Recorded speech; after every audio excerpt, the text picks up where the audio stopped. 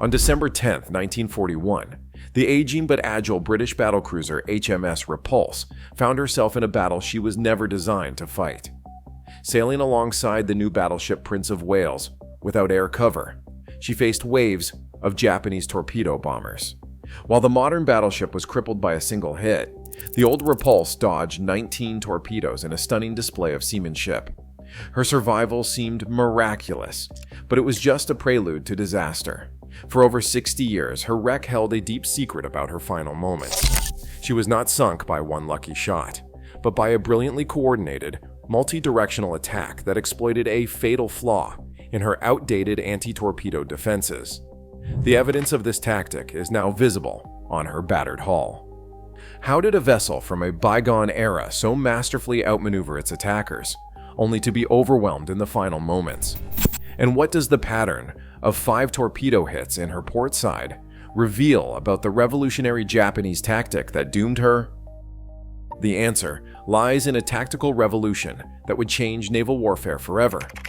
Captain William Tennant's extraordinary ship handling allowed Repulse to evade death repeatedly through a technique called combing the wake, turning his ship parallel to incoming torpedoes to minimize his target profile. This worked brilliantly until Japanese pilots adapted mid-battle with what naval historians now call the anvil attack, coordinated torpedo launches from multiple directions that eliminated all possible escape routes. The wreck's discovery decades later finally revealed the evidence of this tactical masterpiece. After dodging 19 torpedoes, Repulse was struck by 5 nearly simultaneous hits along her port side. Not random lucky shots, but a deliberately orchestrated pattern that exploited the limitations of her World War I era anti-torpedo bulges. This wasn't just the sinking of a warship, it was the death of an era where individual seamanship could triumph over coordinated air power. HMS Repulse began her story in 1916 as one of Britain's renowned class battlecruisers, vessels designed around Admiral Jackie Fisher's philosophy that speed was armor. At 794 feet long and capable of 32 knots, she was a greyhound among warships, built to hunt down enemy cruisers with her 6 15-inch guns. Her design prioritized speed and firepower over protection, a compromise that would ultimately prove fatal. Throughout the interwar period, Repulse underwent extensive modernizations, earning the nickname HMS Repair from sailors because of her constant refits. Her propulsion systems were upgraded, anti-aircraft weaponry bolstered, and command systems modernized. But one critical vulnerability remained. Her underwater protection systems dated back to World War I concepts, and they were designed to defeat single torpedo hits rather than coordinated attacks. By 1941, as war with Japan loomed, Winston Churchill made a fateful strategic decision. Seeking to deter Japanese aggression in the Far East, he dispatched what became known as Force Z, centered around the brand new battleship Prince of Wales and the veteran battlecruiser Repulse, to Singapore. The force lacked one critical component: AIR cover. The carrier, Indomitable, had run aground during training, leaving Force Z without air cover in increasingly dangerous waters. Admiral Sir Tom Phillips, commander of Force Z, subscribed to the prevailing British naval doctrine that aircraft could not seriously threaten capital ships with proper evasive maneuvering. This belief, soon to be catastrophically disproven, was summarized in his infamous statement that bombers won't sink warships. As the Japanese invasion of Malaya began on December 8, 1941, Phillips would put this theory to the ultimate test. Force Z departed Singapore on December 9th, intending to intercept Japanese landing forces at Kota Baru. The promised fighter cover from Royal Air Force bases in Malaya was cancelled at the last minute due to communication failures and the rapid Japanese advance. Despite losing the element of surprise when Japanese submarine with a 65 spotted and reported their position, Admiral Phillips fatally chose to continue the mission. Dawn on December 10th found Force Z exposed in the Gulf of Siam, unaware that 85 Japanese bombers had already launched from Indochina. At 11:13, the first Japanese aircraft were spotted approaching. The initial high-level bombing attacks scored minimal hits on Prince of Wales, but they were merely the opening act. At 11:40, the real threat appeared. Torpedo bombers from the 22nd Air Flotilla arrived in waves. This is where Captain William Tennant, commanding HMS Repulse, demonstrated extraordinary seamanship that would become legendary in naval circles. As Japanese torpedo planes began their runs, Tennant employed the combing the wake technique, turning his ship sharply to align parallel with incoming torpedoes and presenting the smallest possible target profile as they passed harmlessly alongside. In an astonishing display of ship handling, Tennant successfully evaded 19 consecutive torpedoes. The agility of the old battlecruiser, combined with Tennant's precision timing, seemed to validate the Royal Navy's confidence in traditional seamanship against air attack. British sailors cheered from the decks as torpedo after torpedo missed their mark. Meanwhile, the more modern Prince of Wales, with her sophisticated underwater protection systems, had been crippled by a single torpedo hit that jammed her rudder and damaged her propulsion. But at 12:20 hours, Japanese pilots demonstrated a tactical flexibility that would revolutionize naval warfare. Lieutenant Shigeharu Murata, leading the torpedo bomber force, observed Repulse's evasion pattern and recognized the fatal flaw in Tennant's otherwise brilliant defense. No matter how skilled the captain, a ship could only turn in one direction at a time. Murata divided his remaining aircraft into multiple attack groups and coordinated a synchronized assault from different angles, what naval historians now call the anvil attack. With torpedo bombers approaching simultaneously from different directions, Tennant faced an impossible choice. Turn to avoid one torpedo, and he would expose his flank to another. The evidence of this tactical brilliance lies in the wreckage pattern discovered decades later.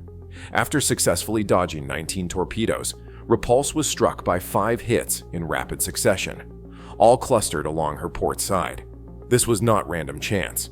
It was the deliberate result of a coordinated multi-directional attack that eliminated all possible evasion options. At 12:33 hours after taking on catastrophic flooding, HMS Repulse capsized and sank, taking 513 men with her. The Prince of Wales would follow less than an hour later. In just 120 minutes, Japan had eliminated Britain's naval presence in Southeast Asia, fundamentally altered the balance of power in the Pacific, and revolutionized naval warfare doctrine forever. The strategic consequences were immediate and devastating. Singapore, Britain's impregnable fortress in the east, had lost its naval shield. The psychological impact on Allied morale was immense. Churchill later wrote that in all the war, he never received a more direct shock. More fundamentally, the sinking represented the death knell for an era of naval warfare, where individual ship actions dominated tactical thinking. For the Royal Navy, the catastrophe forced a complete rethinking of naval doctrine. The idea that well-handled warships could survive air attack through skilled maneuvering was conclusively disproven. Future naval operations would prioritize air cover above all else, and ship design would increasingly focus on anti-aircraft defenses rather than ship-to-ship combat capabilities. Perhaps most tragically, Captain Tennant's extraordinary demonstration of seamanship was largely forgotten in the aftermath. The focus shifted to the loss of Prince of Wales, Britain's newest battleship, while Repulse was dismissed as an obsolete vessel whose loss was expected. The tactical brilliance shown on both sides, Tennant's incredible evasion, and Murata's innovative response, went largely unrecognized in official accounts. For over 60 years, the wreck of HMS Repulse lay in 183 feet of water in the South China Sea, her story incomplete. While historians knew the broad outlines of the battle, the physical evidence of exactly how she had been overwhelmed remained hidden beneath the waves. Without that evidence, the full tactical significance of her final moments could not be properly understood. In 2002, the first comprehensive survey of the Repulse wreck site revealed the truth that had been hidden for decades.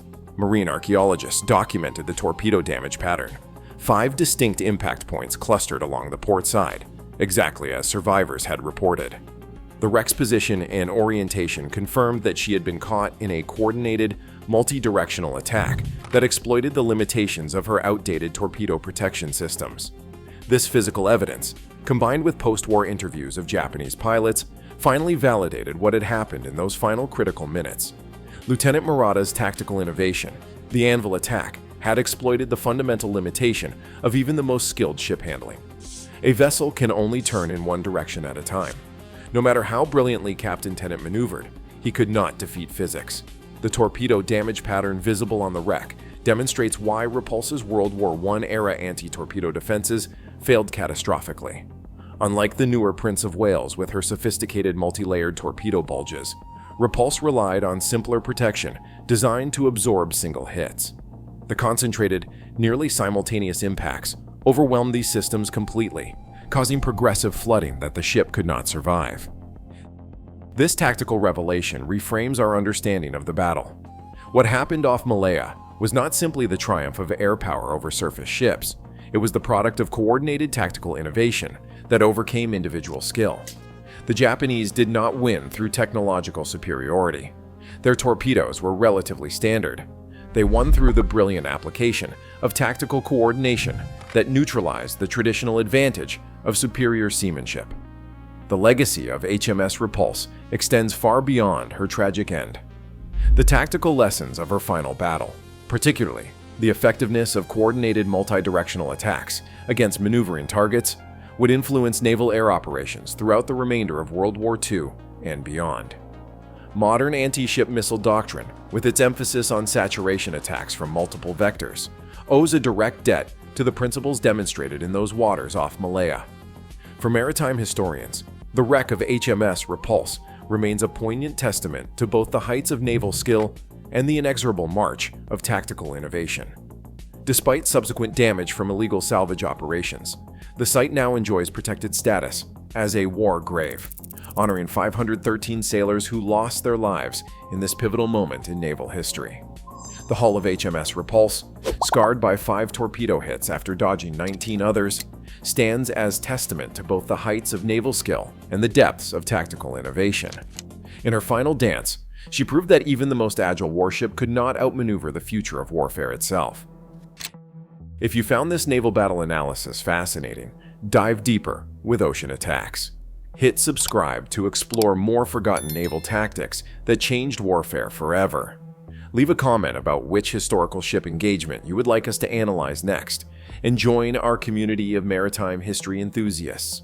Remember to share this video with anyone who appreciates the evolution of naval warfare. The secrets of the deep are waiting.